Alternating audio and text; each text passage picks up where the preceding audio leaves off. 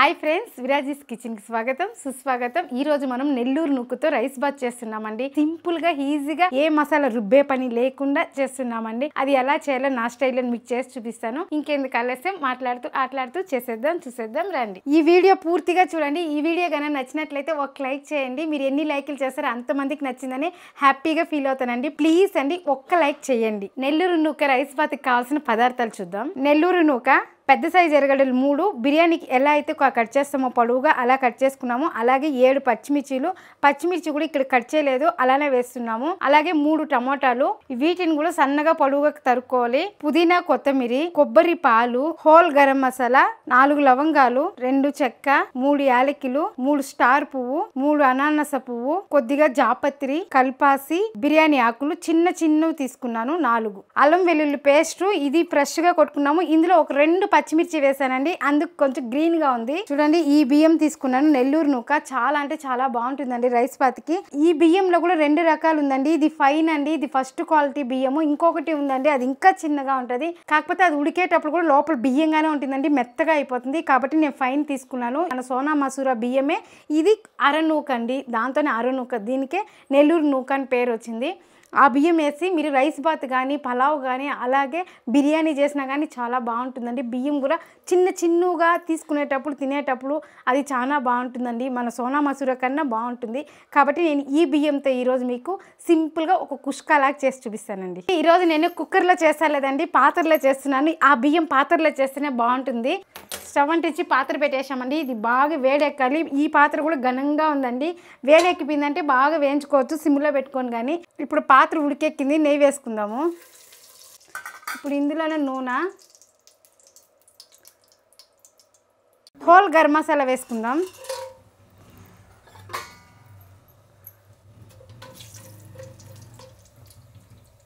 ఇప్పుడు మసాలా దినుసులు వేసాం కదండి, ఇవన్నీ బాగా వేగాలండి.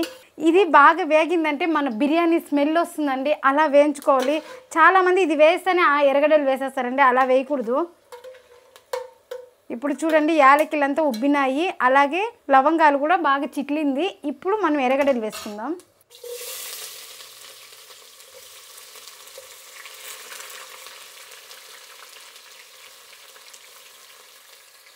ఇప్పుడు ఎర్రగడ్డలు బాగా వేగినాక మనము అల్లం వెల్లుల్లి పేస్ట్ వేసుకుందాం. ఎర్రగడ్డ అనేది ఈ మాత్రం వేగితే సరిపోతుందండి. ఇప్పుడు అల్లం వెల్లుల్లి పేస్ట్ వేసుకుందాము.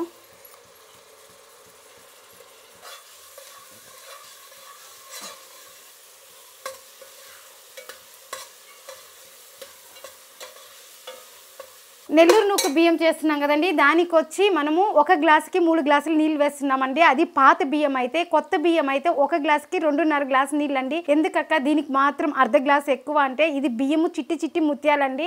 బియ్యం ఎక్కువ ఉంటుంది కాబట్టి నీళ్ళు ఎక్కువ పోయాలి. అన్నం కూడా అండి, మనం 1 గ్లాసు బియ్యం వేస్తే ఆ గ్లాసు మనం నార్మల్ బియ్యం 1 గ్లాసు వేస్తాం కదండి, దాంతో డబుల్గా అవుతుందండి 1 గ్లాసు బియ్యానికి. కాబట్టి నీళ్ళు ఎక్కువ పడుతుంది దీనికి. అలాగే మన నార్మల్ బియ్యం అయితే 1 గ్లాసుకి 2 గ్లాసులు వేస్తాం కదండి, దీనికి చూడండి 1 గ్లాసుకి 3 గ్లాసులు అంటే ఎంత ఒదుగుబడి అవుతుందో మీరే ఆలోచించండి. కాబట్టి ఈ బియ్యం టేస్ట్ బాగుందండి. ఇప్పుడు ఈ మాత్రం వేగిందండి, టమాటా వేసేద్దాం.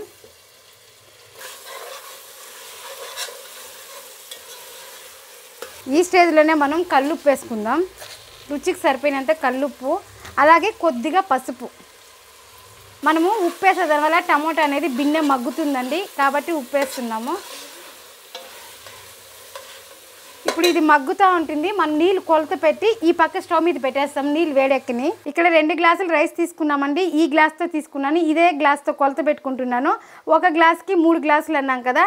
అలాగే టెంకాయ పాలు తీసుకున్నాము, ఇది ఒక అర్ధ గ్లాసు పోస్తాము. ఇప్పుడు 5.5 గ్లాసు నీళ్ళు పోసుకుందాం. 1 2 3 4 5 పోస్తున్నామండి. ఇంకొక అర్ధ గ్లాస్ చూడండి, అర్ధ గ్లాస్ పోస్తున్నాను. కరెక్ట్గా నిండిపోయిందండి ఈ పాత్ర. ఇప్పుడు ఈ పక్క స్టవ్ అంటించి పెట్టేద్దాము. అది వేగే లోపల ఈ నీళ్ళు కాగిపోతుంది. ఇప్పుడు నీళ్ళు కాగే లోపల ఇది మగ్గుతుంది బాగా. చూడండి, ఈ మాత్రం మగ్గిందండి, అర్థం మగ్గిపోయింది. ఈ స్టేజ్లో మనం కొత్తిమీర, పుదీనా వేద్దాం.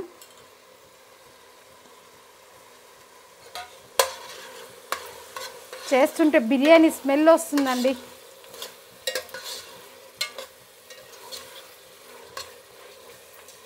ఇప్పుడు దీన్ని బాగా మగ్గనిద్దాం. చూడండి టమాటా అంతా బాగా మగ్గుతూ ఉంది. ఇంకొంతసేపు ఉంటే సరిపోతుందండి. మనం బియ్యం వడకేసుకునేద్దాం ఆయిల్కి.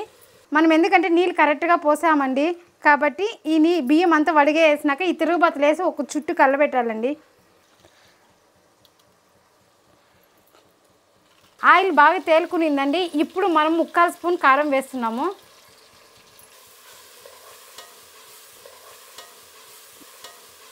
ఈ కారం కూడా మనం ఇంట్లో చేసిందే అండి. ఇది కూడా ఛానల్లో ఉంది చూడండి. మనం ఒక్కసారి కారపొడి ఆడించుకుంటే సంవత్సరం అంతా సరిపోతుందండి. నేను నాన్ వెజ్కి కూడా ఇదే వాడతాను. నాన్ వెజ్ ఛానల్లో కూడా వీడియోస్ పెడుతున్నామండి. ఈ ఛానల్ని ఎలా అయితే సపోర్ట్ చేస్తారో అది కూడా సపోర్ట్ చేయండి. మనం ఇప్పుడు బియ్యం వేసుకునేద్దాం.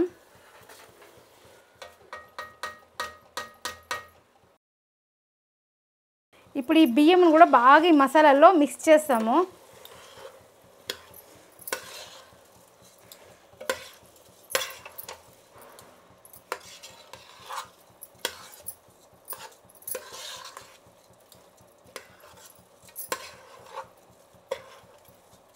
ఇలా ఒక 2 నిమిషాలు వదిలేయాలి. 2 నిమిషాల తర్వాత కలుపుకుందాము. చూడండి కింద ఉండే బియ్యం అంతా ఒక కలర్ అయింది, పైన ఉండే బియ్యం ఒక కలర్ అయింది. ఇప్పుడు కలుపుకున్న తర్వాత ఇంకొక 2 నిమిషాల్లో మనం నీళ్ళు పోసేస్తాం.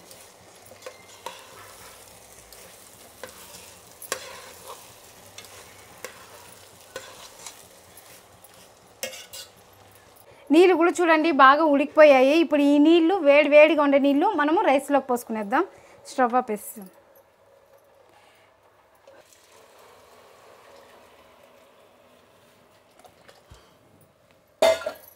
వేడి నీళ్ళు పోసాం కదండి. ఇప్పుడు బిన్నె ఉడికేది స్టార్ట్ అయిపోతుంది చూడండి. అప్పుడే ఉడుకుతూ ఉంది. ఎప్పుడు కానీ రైస్ బాతులకి చన్నీళ్ళు పోయకూడదండి, వేడి నీళ్ళే పోయాలి. కొబ్బరి పాలు ముందుగానే తీసి పెట్టుకున్నాం కదా, అది కూడా పోసేద్దాం. మనం ఇప్పుడే కదండి నీళ్ళు పోసామో అంతలేకే చూడండి బాగా ఉడుకుతూ ఉంది. మొత్తం 6 గ్లాసుల నీళ్ళల్లో 5.5 గ్లాసు నీళ్ళు పోసామండి. ఇప్పుడు 1/2 గ్లాసు వచ్చి కొబ్బరి పాలు పోస్తున్నాము.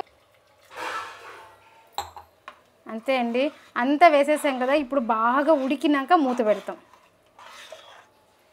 ఈ స్టేజ్లో మీరు ఉప్పు కారం కూడా చూసుకోవచ్చండి. కాకపోతే నేను కరెక్ట్గా వేసాను. ఎట్లా కరెక్ట్గా వేసారక్క అంటే నేను కొట్టుకుండే కారపొడి కదండి, అది నాకు మెజర్మెంట్ బాగా తెలుసు. 2 గ్లాసులు బియ్యానికి ఎంత వేయాలి, అలాగే 3 గ్లాసులు బియ్యానికి ఎంత వేయాలి, 1 గ్లాసు బియ్యానికి ఎంత వేయాలని నేను బాగా తెలుసుకున్నానండి ఆ కారపొడి. చూడండి ఇలా ఉడుకుతోంది. ఒకసారి కళ్ళబెట్టేసి మనం మూత పెట్టేస్తాము. చూడండి బియ్యం అనేది కూడా కొంచెం ఉబ్బింది. ఇప్పుడు మూత పెట్టేద్దాం. మంట అనేది హై ఫ్లేమ్లో పెట్టుకొని ఒక 5 నిమిషాలు ఉడకపెట్టుకోవాలండి. అప్పుడు నీళ్ళంతా ఈడ్చుకుంటుంది ఎసురు అనేది. మళ్ళీ మీడియం ఫ్లేమ్లో పెట్టుకొని అట్లనే దమ్ కట్టుకోవాలండి.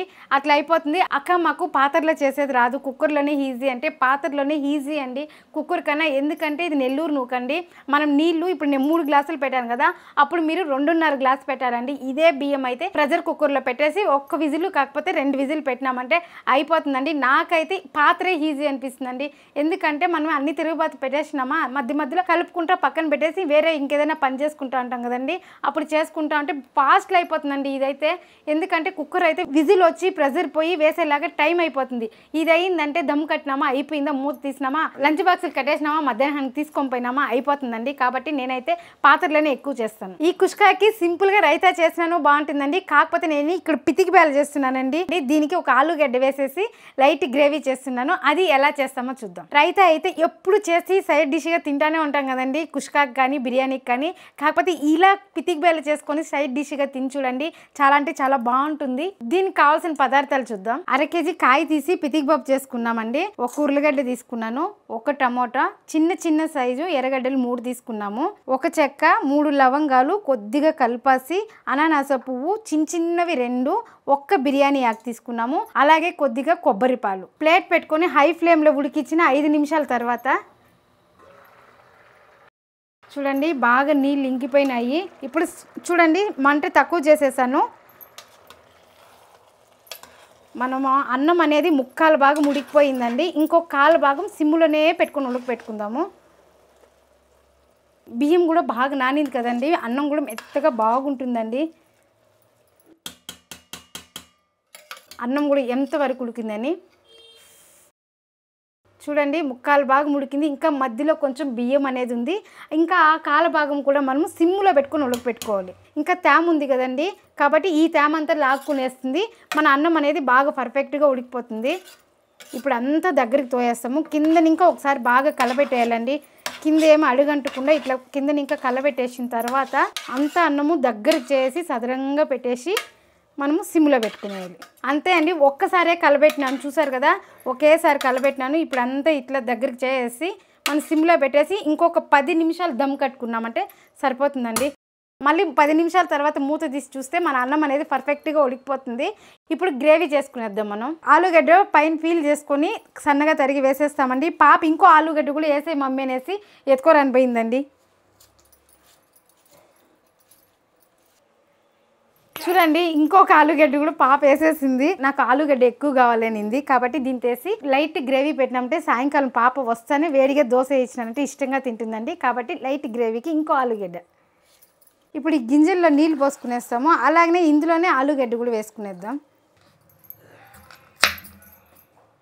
ఆలు కూడా పెద్ద సైజులో వద్దండి, చిన్నగా కట్ చేసుకుందాం. ఎందుకంటే మన దగ్గర పితికి బ్యాలు కూడా తక్కువ ఉంది కదా, దాంతో మిక్స్ అయిపోయే మరి కట్ చేసుకుందాము. చూడండి, ఈ మాత్రం వేస్తున్నాను ఆలు కూడా. ముందుగా స్టవ్ ఆన్ చేసి కుక్కర్ పెట్టేద్దామండి. ఇది కుక్కర్ వేడెక్కే లోపల మనం అన్నీ కట్ చేసుకునేయచ్చు. ఎర్రగడ్డలు కూడా ఉంది, ఇలా రెండుగా వేసేసి కట్ చేస్తున్నాను. టమాటా కూడా మనం సన్నగా కట్ చేసుకుందాము. మసాలా ఏమి రుబ్బలేదు కదండి, మనం ఈ ఎర్రగడ్డలు టమాటా అంతా వేసే దానివల్ల బాగా కరిగి గ్రేవీ లాగా వస్తుందండి. కాబట్టి అందుకే చిన్న చిన్న టమాటాలుగా కట్ చేసుకుందాం.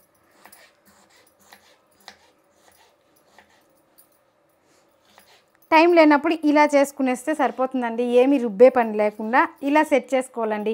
మన టైం పెట్టి మన వంట కూడా సెట్ చేసుకోవాలి. ఇప్పుడు కొద్దిగా నూనె వేసుకుందాము. ఇప్పుడు ఈ చెక్క లవంగాలు వేసుకుందాం. ఇప్పుడు ఎర్రగడ్డలు వేసుకుందాం.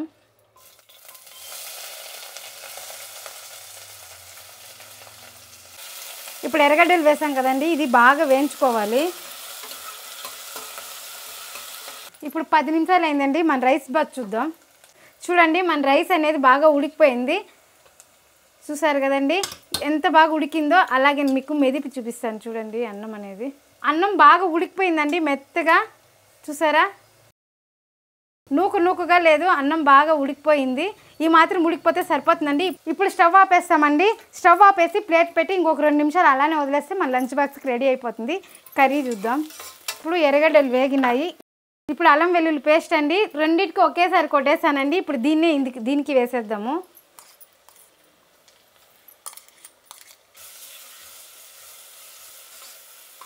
ఒక స్పూన్ వేస్తే సరిపోతుందండి, కాకపోతే ఇది చాలా చిన్న స్పూన్ అండి, దానికి 2 స్పూన్లు వేసాను. ఇప్పుడు టమాటా వేసుకునేద్దాం. ఈ స్టేజ్లోనే మన రుచికి సరిపోయినంత ఉప్పు, అలాగే కొద్దిగా పసుపు. ఇప్పుడు దీన్ని కలుపుకునేద్దాం.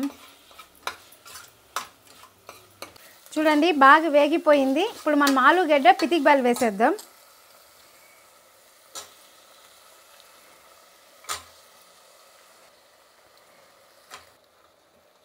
ఇప్పుడు ఇవన్నీ వేసాం కదండి, దీన్ని బాగా కలుపుకుందాం.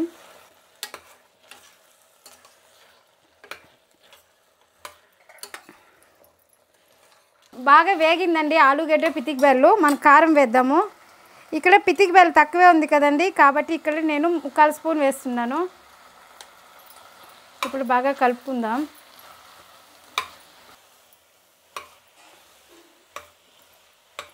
కొబ్బరి పాలు వేసుకుందాము.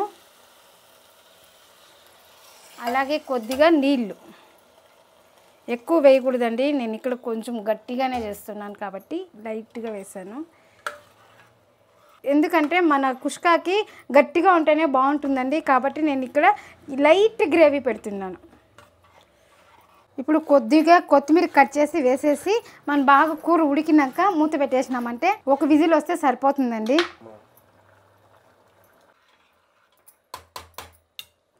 చూడండి, ఇలా ఉడికేటప్పుడు మూత పెట్టుకుంటాము. ఒక విజిల్ వస్తే సరిపోతుంది.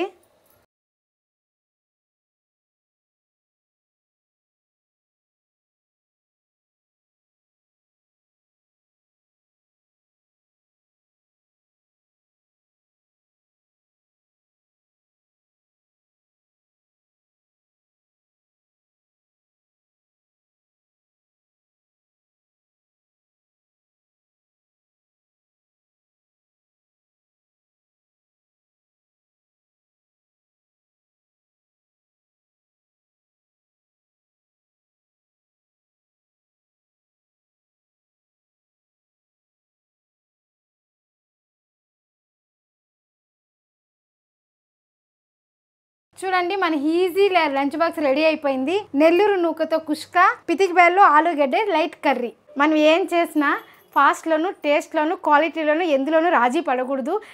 ఎందులో రాజీ పడదు, మీరు రాజీ పడకండి. ఈ వీడియో కనుక నచ్చినట్లయితే లైక్ చేయండి, షేర్ చేయండి, సబ్స్క్రైబర్ చేసుకోండి. ఇలాంటి మంచి మంచి లంచ్ బాక్స్ రెసిపీతో మళ్ళీ కలుద్దాం. బాయ్.